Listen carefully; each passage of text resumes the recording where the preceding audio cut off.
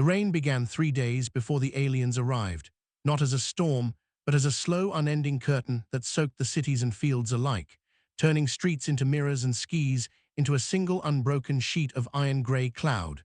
People complained at first, cursed the weather apps, joked about umbrellas and wet shoes. No one understood that the rain was the opening move of the greatest deception humanity had ever planned. When the alien fleet finally descended, it did not come with fire or explosions. It came with silence, massive shapes hanging in the clouds like dark thoughts. Their ships absorbed light rather than reflected it, hovering just above the storm layer, watching, waiting, studying. Humanity had seen invasions in movies. This was different. This was observation before execution. The aliens called themselves the Cathari, a coalition species that had conquered 12 worlds without ever losing a campaign. Their strength was not brute force alone, but calculation. They studied environments, patterns, psychology, then struck where resistance collapsed fastest. Earth fascinated them, not because of weapons, but because humans adapted faster than predicted. Rain interfered with Cathari sensory systems. Their primary detection relied on atmospheric ionization and micro-energy fluctuations. Water disrupted those signals, forcing them to rely on visual scans and predictive modeling.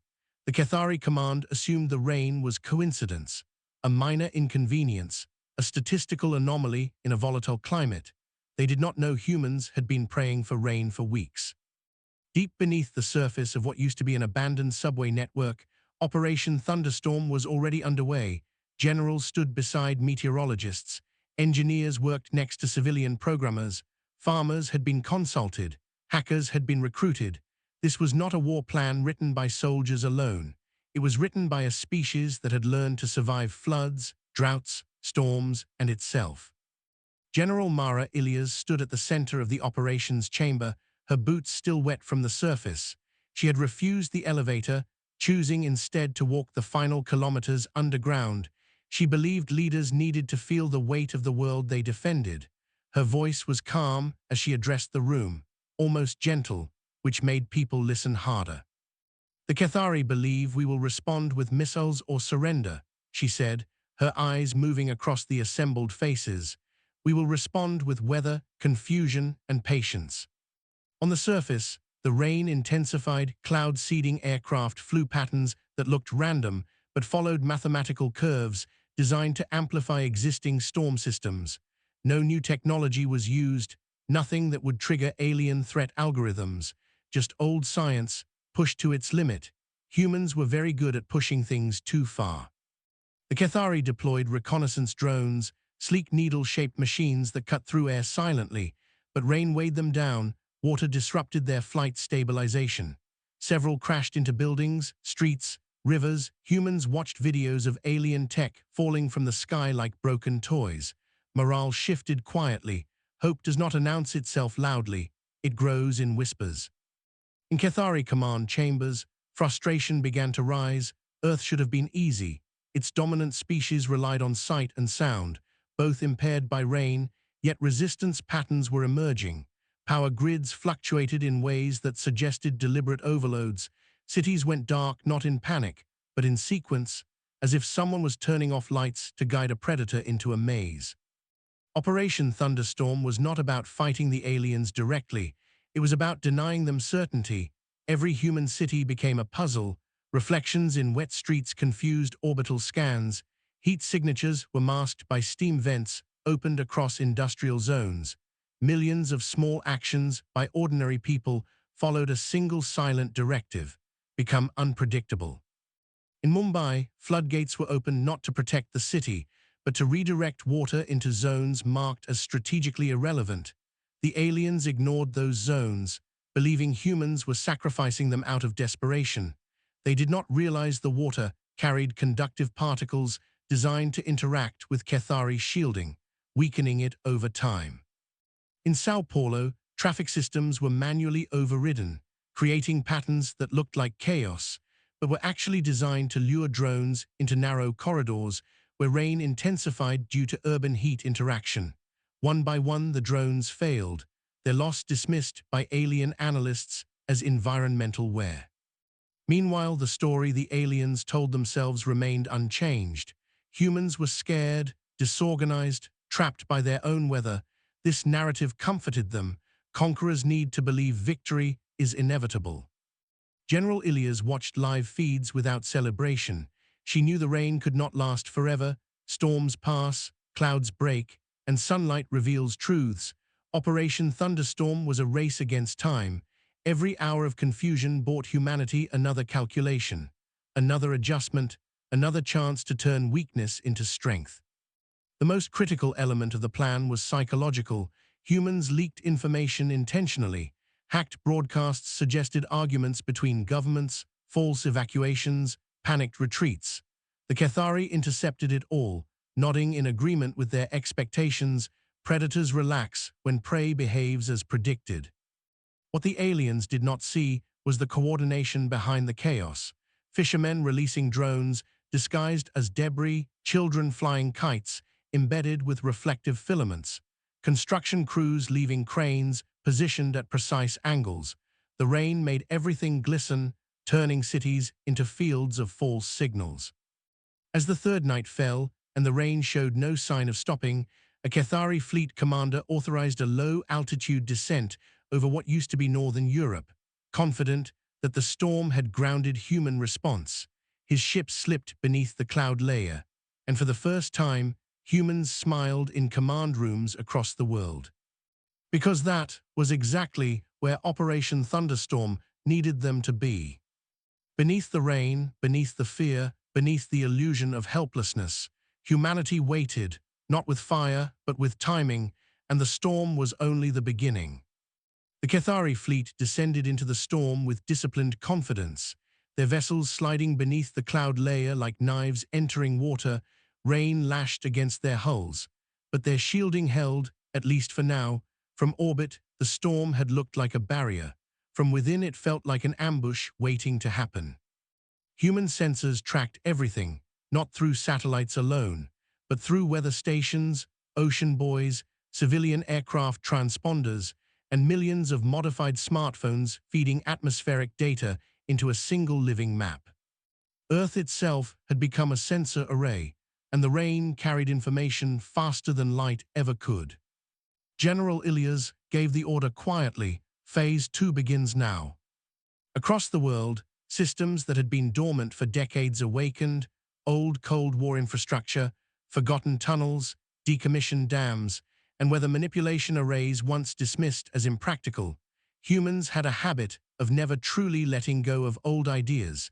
They just waited for the right moment to reuse them. The Cathari ships began to experience inconsistencies, not failures yet, just enough irregularity to demand attention. Localized gravity fluctuations caused by pressure differentials inside the storm, electromagnetic echoes bouncing unpredictably off wet terrain. The rain amplified everything humans wanted and muffled everything the aliens relied upon. Alien analysts adjusted their models, recalculated probabilities, but the data refused to settle. Earth was behaving incorrectly, not randomly, but incorrectly according to Cathari logic. This disturbed them more than open resistance ever could. In the North Atlantic, something unexpected happened. The ocean surface temperature rose by less than a degree, insignificant by most standards, but enough to energize the storm system. Lightning began to arc sideways instead of downward, chaining through clouds like living veins of light. Cathari shielding was designed for direct energy impact, not sustained atmospheric saturation. One ship faltered, then another, nothing dramatic, no explosion, just power fluctuations, shields weakening moment by moment. The fleet commander ordered altitude adjustments, unaware that humans had already predicted every possible correction. Under the streets of London, engineers watched graphs spike exactly as expected. They had rerouted geothermal vents weeks earlier, increasing steam output just enough to blur thermal readings. When combined with rain-cooled surfaces, entire districts vanished from alien scans. Cities learned how to disappear without moving. In Southeast Asia, monsoon winds were redirected by carefully timed pressure releases from mountain reservoirs. The rain there did not fall straight down. It curved, Bending like fingers getting prey, Cathari drones sent to investigate vanished into turbulence, crushed not by force, but by imbalance. The aliens attempted direct communication for the first time, their message broadcast globally in hundreds of languages. Human leadership, your environment is unstable, surrender control of planetary defense, and we will restore order. Humans listened and ignored it. The message itself was a victory. It meant the Cathari were no longer certain. Conquerors do not negotiate with planets they believe already defeated. In response, a human broadcast went out, not from governments, but from civilians, millions of short videos, farmers laughing in rain-soaked fields, children dancing in flooded streets, engineers drinking coffee beside blinking consoles, no threats, no defiance, just normal life continuing under alien shadows. The psychological impact was immediate. Cathari culture associated storms with planetary death. Worlds with unstable climates rarely produced advanced resistance. Seeing humans thrive inside the chaos unsettled them. It contradicted centuries of conquest doctrine. The rain intensified again, not naturally this time. Clouds thickened as additional seeding compounds were released from cargo planes flying under civilian identification codes. The compounds were legal, common, unremarkable, nothing that would trip alien chemical alarms. But together, they changed the storm's behavior, making it linger, making it think. Operation Thunderstorm's core was adaptability. Humans did not need the storm to win the war. They only needed it to buy time. Every hour forced the Cathari to rely more on prediction and less on observation. And prediction was where humans planned to break them. In the Pacific, island chains activated old sonar networks, bouncing sound through rain, heavy air, and water. The echoes were fed back into alien sensors through deliberate signal leaks. Phantom fleets appeared on Cathari displays, entire armadas that did not exist, moving in impossible formations. The aliens diverted resources to counter ghosts. A junior Cathari analyst raised concerns, suggesting that human behavior was statistically inconsistent with panic scenarios. The recommendation was flagged but delayed. Command hierarchy favored proven assumptions over uncomfortable possibilities. This delay would later be studied as the moment the war truly shifted. Back on Earth, civilian cooperation reached levels never recorded in human history. Power consumption dropped in synchronized waves, transportation halted and resumed in misleading cycles. Cities breathed like organisms, expanding and contracting to confuse an enemy that had never fought a unified planet before. General Ilias met with climate scientists through encrypted channels. "How much longer can we hold the storm?" she asked. "Another 48 hours at most," came the reply. "After that, the system collapses or moves on." "Then we make those hours count," she said. The next phase required risk. Selected regions intentionally allowed the rain to subside. Clear skies opened like wounds in the cloud cover. The Cathari noticed immediately. Ships moved toward the gaps, eager for visibility, for certainty. They believed humans had lost control. What they did not realize was that the clear zones were traps, areas where rainwater runoff had been carefully managed to expose metallic soil layers, abandoned industrial waste fields, and conductive networks buried long ago. The storm had prepared the ground. Now the ground would answer. Lightning strikes were encouraged through targeted ion releases. Bolts slammed into exposed zones with unnatural frequency. Energy surged across the surface, feeding into grids the aliens could not see. Cathari ships hovering above experienced cascading failures. Systems overloaded not by weapons, but by the planet itself. Still, no ship was destroyed outright. Operation Thunderstorm was restrained by design. Humanity wanted the aliens uncertain, damaged, doubting, but not yet desperate. Desperation made enemies unpredictable. As rain continued to fall across most of the globe, alien commanders faced a question they had never seriously considered. What if Earth was not a storm to endure, but a weapon being wielded? By the end of the fourth day, Cathari fleet formations loosened, ships spread farther apart, coordination slowed, Communication delays increased, uncertainty seeped into every decision. Humans watched it happen in real time, patience paying dividends. General Ilias allowed herself a single moment of relief, standing alone in the command chamber as rain thundered above. "They are thinking now," she whispered, "and that means they are losing."